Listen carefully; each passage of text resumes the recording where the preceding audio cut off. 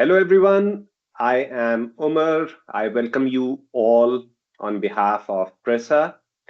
We have a session today. We have two wonderful speakers.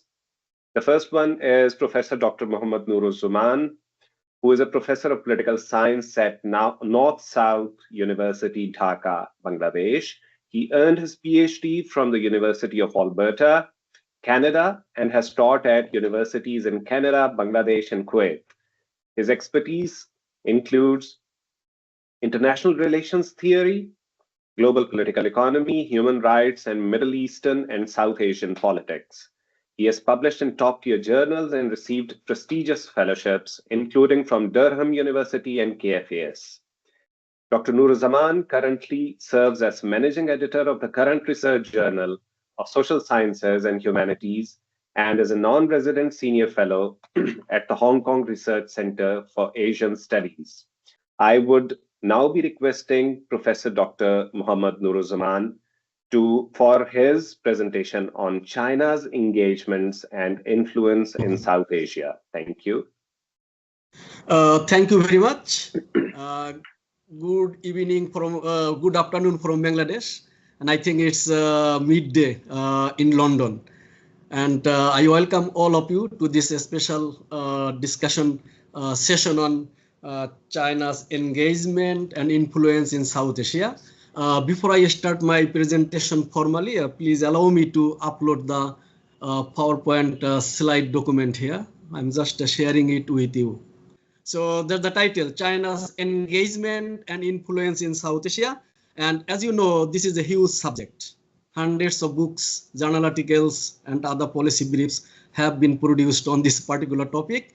So what I am planning to do is to briefly introduce the topic in the format of PowerPoint presentation. And after I am done, Dr. Iram will make her presentation. And hopefully after that, we will be able to answer questions, also comments from our participants. So let's go to the second slide.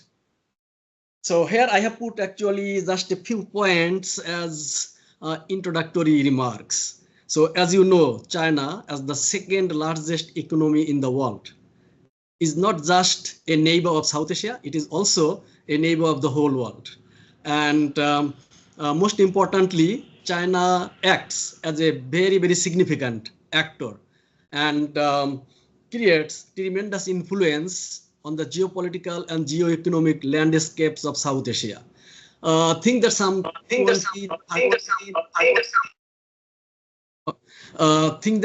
20 or 30 years ago, China was not so influential, but with its recent economic boom, high rate, double-digit economic growth rate has made it so famous, so influential throughout the world. Now, in that context, today, China is the prime source of public goods for all of India's smaller neighbors. And by public goods, we mean loans and credits, project financing, FDI, technological support, and other Professor important elements Nuruzzaman, your presentation has disappeared and we are back to the view where we can see you, but not the presentation. But it is already here. I don't know what happened. So should I restart then? No, just look at the view icon on top, and you should be able to view at the top right side. Yeah, I suggest please reshare it. I think the sharing is gone. Okay. Reshare? Reshare it. Okay, let me see. What can I do? Okay, share again. Okay, here is the document. And here I go. Okay, is it not visible? The presentation is still not visible. Yeah, now it is. Yes, it is now. Okay, thank you. It's a technological glitch. Not a problem. I'm not sure. Okay, anyway, so yeah. Okay, I was telling you that China the China is the prime source of public goods like project financing, loans and credits, direct foreign direct investment, technological support, and in all these areas, our largest neighbor in South Asia, India, falls much behind. So that probably gives China an advantage to create influence, exercise influence in the South Asian system. So now at the same time, growing Chinese influence has triggered and intensified a standoff with regional heavyweight India. Now, traditionally, especially after 1947, India has considered itself the preeminent power, the natural leader of India. But with China's generous economic support, political diplomatic support, the India-centric balance of power has been affected. So South Asia maybe theoretically is still a strategic backyard of India, but in fact, it has actually, I think, skidded up to a large extent and leaning towards China significantly. So Beijing, New Delhi ongoing epic battle just to woo and win the hearts and minds of the smaller South Asian states is a reality in the South Asian context. I would say that it is not only affecting the regional power balance in South Asia, but also affecting the same in the Asian continental landscape. And because both are Asian giant powers, and peace, security, stability, instability in the Asian continent depend to a large extent on these two important, two significant powers. I'm going to the next slide now. It's some theoretical concepts. Throughout my presentation, I will be using concepts like hard power, soft power, influence. Probably you are familiar with this, but still I need to refresh some of these ideas. Now, by hard power, primarily mean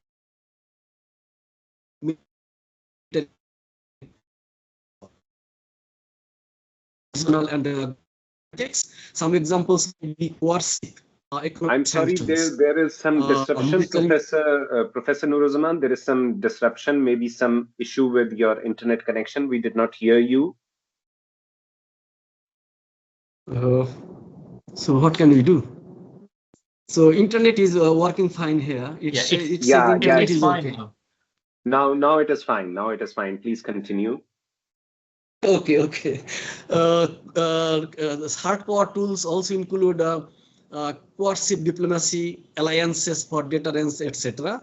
And then soft power, actually the non-military sources of power, the power of a nation to attract other nations, to create appeal to other nations. Now, most nations, they would like to actually influence other nations through soft power tools. And this idea of soft power came from well-known American academic Joseph S. Nye. He published a seminal piece on this concept back in 1990, defining soft power as the ability to shape the preferences of others through appeal and attraction. So culture, education, generous economic assistance, these are the tools to spread soft power, exercise soft power by a nation. And the last one is influence. Probably this is the most difficult concept to define because there is no agreed upon concept of what we actually mean by this particular particular concept of influence. So we usually look at elements like demographic size, geographical location, economic strength, aid and developmental assistance, cultural and historical foundations, etc. to measure, though not completely perfectly, to measure the influence any nation can exercise in its relations with other nations in the world. So just please keep in mind the three concepts that will help us better understand. And next on China's growing engagement. So we have actually two parts in this presentation. One of the first part deals with China's growing engagements in South Asia. And the second part will talk about its influence. And the third part will try to understand why India is failing to resist China's growing footprint in South Asia. So if we look at the growing engagements of China in South Asia, we can actually identify a few important points here. Number one is the infrastructure diplomacy and deepening economic ties. So China, because it competes with the US at the global level, it competes with India at the South level. So it's a prime tool to compete against these two powers is the Belt and Road Initiative. And except India and Bhutan, all the South Asian countries are members of the Belt and Road Initiative. And China has extended assistance to implement its BRI projects in South Asia. And let me just cite the mega project, the most significant project, China-Pakistan Economic Corridor, CPEC. Project has a total commitment of some $62 billion.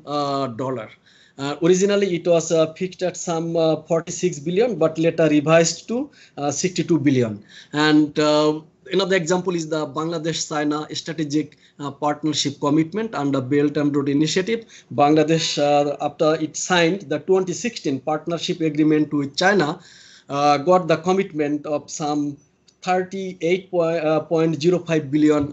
That's close to $40 billion aid commitment from China. So that means China is actually overtaking the job of recreating the infrastructure development projects in this particular South Asian region. In addition to that, Nepal, Sri Lanka, the Maldives, they are also receiving significant, but compared to Pakistan and Bangladesh, they are receiving less and less. And then the second important factor is a top trade and investment partner. By now, China has become the largest trading partner of all South Asian states, and India is no exception. And we see that if you look at the pattern of the bilateral trade transactions between China and the South Asian countries, it is heavily skewed in favor of China, meaning that the trade gaps between China and Bangladesh, for example, is heavily tilted towards China. And that creates some source of concern in Dhaka as well, because we export items worth less than $1 billion to China. But in return, we import goods and services worth over or approximately $20 billion. So it's a huge gap in export-import business, and we are finding our ways to close the gap, but in fact not making that much progress. And I think Pakistan should be also concerned with the same factor, the huge trade imbalance between the two countries. And all other countries, South Asian nations, are no exception.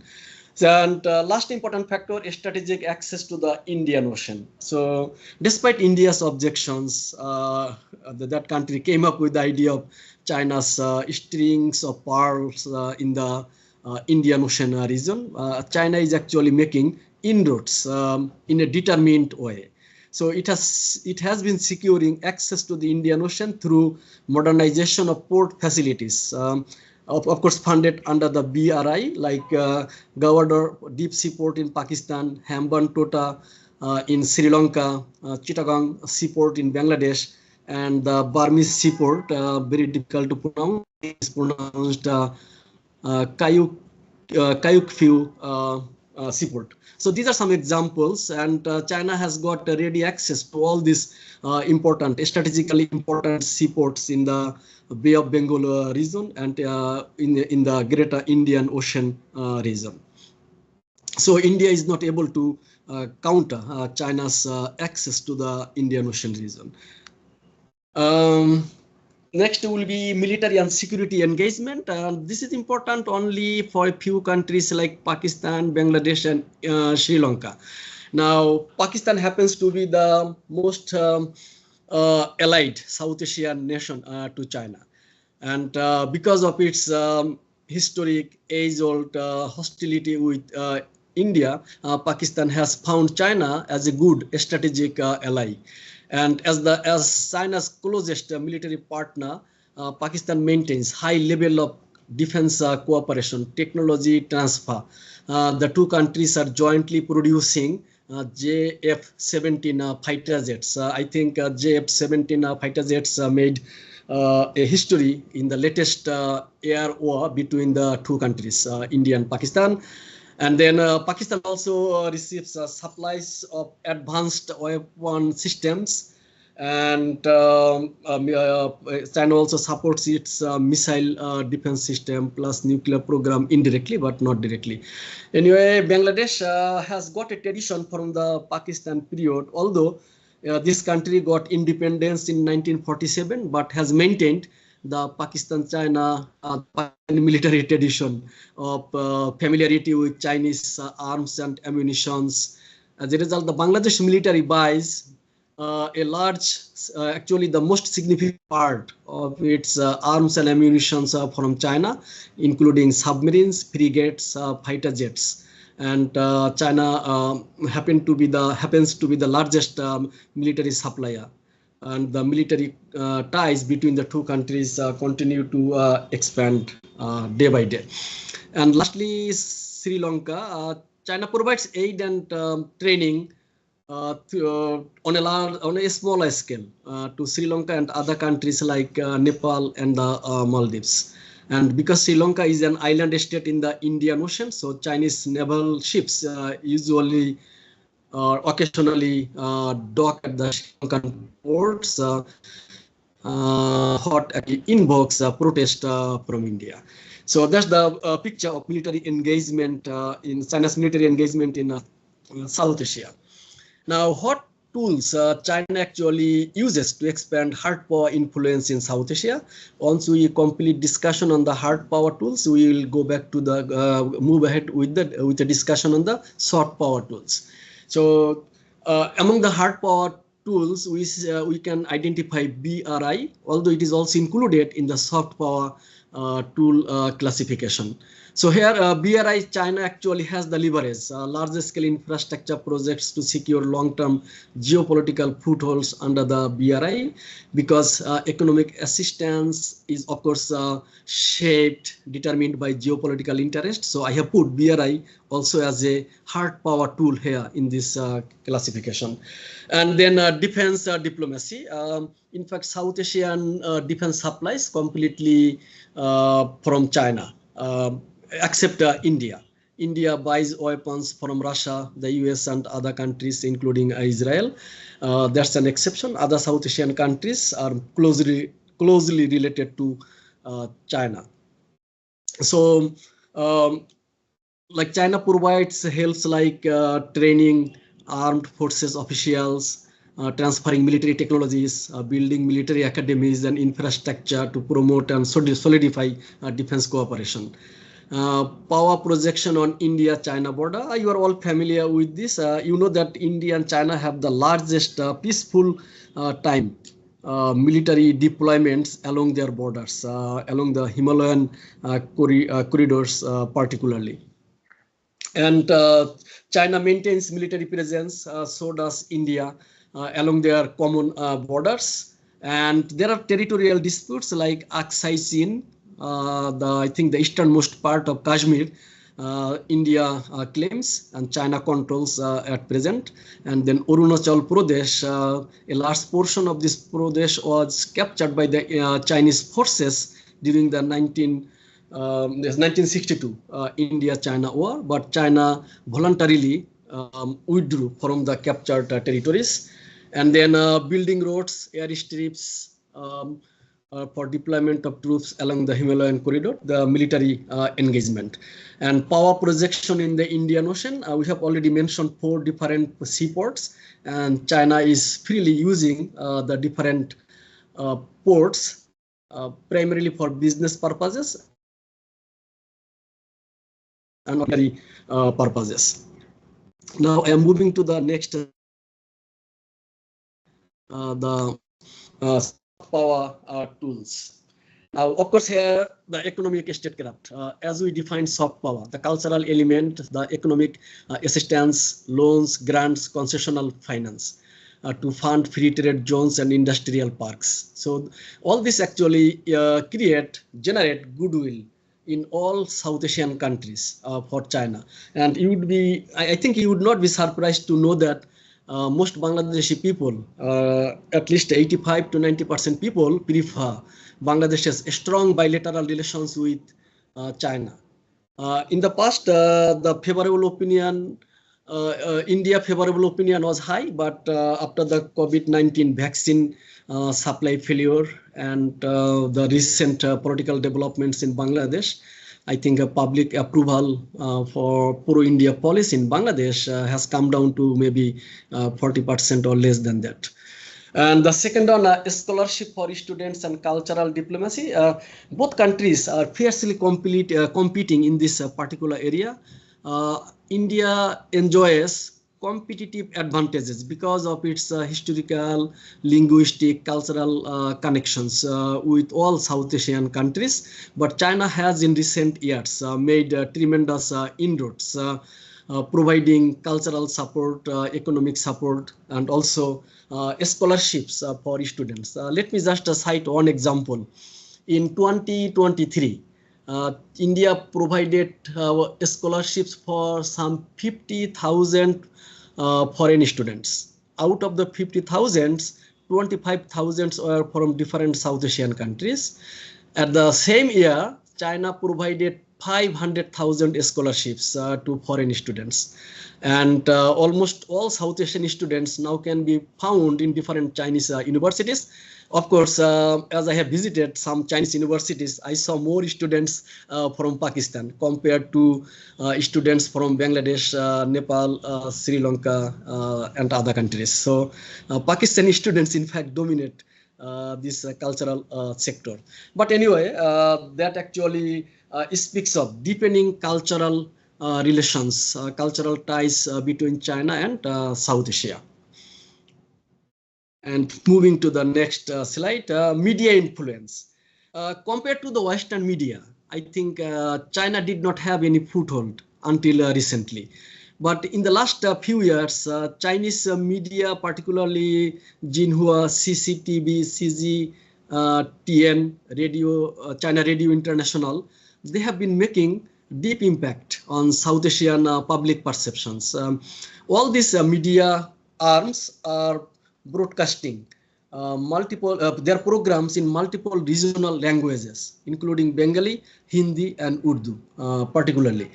And they also fund local journalist training programs, and China also arranges friendly media tours to promote pro-China narratives. Because those journalists who visit China, after they come back to their respective countries, they usually produce positive news stories about China. And people, of course, in general are pro-China, as I have told you already, citing the case of Bangladesh and also Pakistan. And heritage and diaspora diplomacy. China is also seen involved, funding heritage, Buddhist heritage in Nepal and Sri Lanka, like rebuilding, repairing temples, archaeological, carrying out, implementing archaeological projects, all these important things. And it's creating actually favorable or pro-China public perceptions, attitudes in the south, in these two countries particularly. And this is the most important part, I think. Why can't India resist China's influence? Obviously, we have some ideas, superficial ideas, but still I would like to explain why. The number one factor is the asymmetry of power. If you compare India's economy with China's economy, there is a huge gap. China's economy currently, I think, stands at the value of some 18 trillion dollar. Whereas the Indian economy, I think, stands at some 3 trillion dollar. That means China's economy is at least 5 times bigger than India's economy. And with a small economy compared to China, India cannot hope to compete against China that effectively. Second, China's state-controlled capitalism versus India's slow pro-market economy. So until 1990, India did not start its pro-market economic reforms. So before that, it achieved a low rate of economic growth, what came to be known as the Hindu rate of economic growth. But beginning with the 1990s and thereafter, India has been consistently recording approximately 6% economic growth rate every year. And India is actually expanding its economy by way of initiating pro-market economic reforms, but still it's far behind China. And there is another important factor that Chinese economic processes like resource mobilization, technological mobilization give that country competitive edge over India. China can initiate, implement any project quickly, whereas India's bureaucratic process would not allow that. It also needs a longer time to mobilize resources. So that's another reason why India is falling behind. And geostrategic encirclement. In China now has important allies in the western part of South Asia. Pakistan, of course, is solid ties between Pakistan and China. And in the Eastern Front, according to India, not according to we Bangladeshis, that Bangladesh is becoming another important pillar of China's South Asia policy. So India perceives that Pakistan and Bangladesh are together helping China to encircle it within the South Asian region. That might not be the reason, I think, because Bangladesh mostly pursues a balancing policy, diplomatic balancing policy with India and Pakistan at the same time. But anyway, Professor, you left yeah, 5 minutes. Yeah, okay, I was also finish. going to say this. Yeah. I have just two slides. All I right, will be all done. right. Okay. Then India's reactive diplomacy. In diplomacy, regional and global diplomacy, we see India follows suit China. So, say for example, China came up with the BRI in 2013. India took another 2 years to launch Sagarmala and Sagar in 2015. So India has never come up with any proactive diplomatic strategy against China or to compete with China.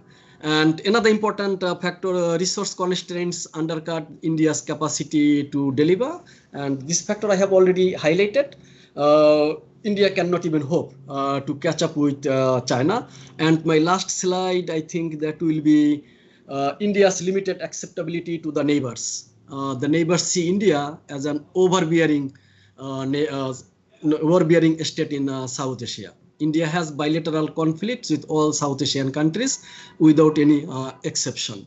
And there are also allegations that India interfere in the internal domestic affairs of its smaller neighbors. So coercive diplomacy, from time to time, India applies this diplomatic tool to force neighbors to comply with its demands. Say, for example, it imposed blockades on Nepal twice, the latest being in 2015 over a constitutional issue in Nepal. So that was squarely a domestic political issue, but India tried to safeguard the interest of one particular group called the Madhesis, who are culturally close to the Indians, but they happen to be Nepalese citizens. So India, I think, intervened on behalf of this particular group to project its dominance in Nepalese politics. So lack of regional conflict resolution mechanism, this is very important.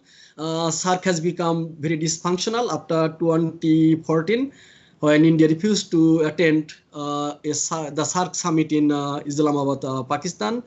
And after that, India actually preferred to come up with sub-regional cooperation mechanisms like BIMSTEC and then BBIN, this on a smaller regional scale. But this regional, sub-regionalism is not actually helping that much, because most of the time we see that these sub-regional groupings lack effective teeth to produce results, deliver services. And And I hope that, yes, I am done. And connecting South Asia to the global geopolitical drama. All we know that South Asia is a highly contested space, with the US taking more and more interest in the South Asian region, South Asian international relations.